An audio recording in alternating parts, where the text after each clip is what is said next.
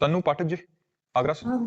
श्री हरिवंश महाराज जी। महाराज जी, मैं किसी की निंदा न करने का प्रयास करती हूँ, लेकिन यदि किसी अन्य के द्वारा निंदा सुन लेती हूँ तो मन खिन्न हो जाता है। ऐसी स्थिति में मुझे दोनों क्या का एक ही फल है। कथन और श्रवण का एक ही फल है। यदि कोई एक आदमी किसी की निंदा करता है तो जो उसकी दुर्गति होगी वही सुनने वाले को ही होगी।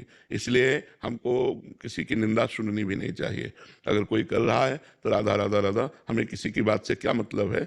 हमको खुद अपने आप को सुधारना है। दूसरों के दोष सुनकर हमें अपने हृदय को और गंदा नहीं करना है। इसलिए परनिंदा करना और परनिंदा सुनना दोनों पाप है, इससे बचना चाहिए। टिकेंद्र साहू जी, छत्तीसगढ़ से। श्री राम। राधे राधे महाराज जी। महाराज जी, मेरा प्रश्न है कि श्रीमद् भगवत गीता में एक दो बार सर्वारंभ परित्यागी शब्द कहा गया है। महाराज जी, इसका अर्थ क्या है? इसका अर्थ है कि संकल्प रहित होना।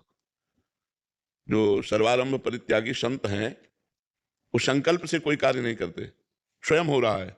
जैसे आदमी पहले संकल्प बनाता है फिर उस क्रिया में उतरता है, वो संत संकल्प नहीं बनाते, स्वाभाविक होता है, तत्काल होता है। वो भगवान के प्रेमी महापुरुष होते हैं, वो जन साधारण नहीं होते हैं।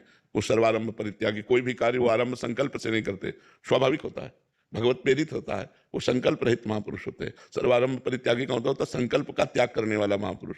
ध्यानात् सर्व कर्म फल त्यागः त्यागात् शान्तिर्नाम। तो कर्म फल त्याग को भगवान के ध्यान से भी श्रेष्ठ बताया गया है। क्योंकि कर्म करने से हमें दूसरों को सुख देना कर्म है। एक है हम भगवान के ध्यान में बैठे हैं और एक आदमी है जो बीमार है, उसकी सेवा में लगा हुआ है।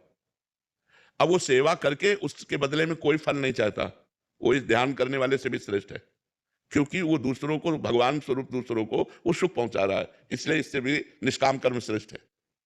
समझ में आ रहा है? वो भगवान के ध्यान की चेष्टा में बैठा हुआ है और एक परोपकार कर रहा है निष्काम भाव से, बदले में कुछ नहीं चाहता है। उन दोनों को भगवान ने जब देखा तो उनमें वो श्रेष्ठ निकला जो भगवत स्मरण करते हुए परोपकार कर रहा है। परहित सरिस धर्म नहीं भाई, दूसरे का हित कर देने से बढ़कर के कोई धर्म नहीं है। समझ में आया? गायत्री जी, कोलकाता से। श्री हरिवंश महाराज जी। महाराज जी, आप कहते हैं हमारे माई श्यामा जी को राज, दूसरों ना कोई। महाराज जी, अपने भीतर दूसरों ना कोई कैसे लाए महाराज जी? केवल श्री जी ही रह जाए। भजन करो श्री जी का, रसिकों का संग करो और भजन करो। रे मन रसिकन संग बिन रंच न उपजय प्रेम।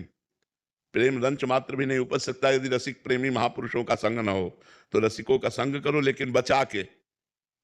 बचा के इसलिए कह रहा हूं कि आजकल दम्भ नाटक पाखंड की बहुत ज्यादा बोलबाला है, तो बहुत बच के।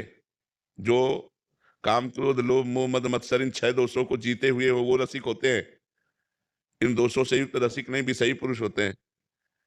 एक होता है चूक हो जाना, छलांग लगाई और गिर पड़े,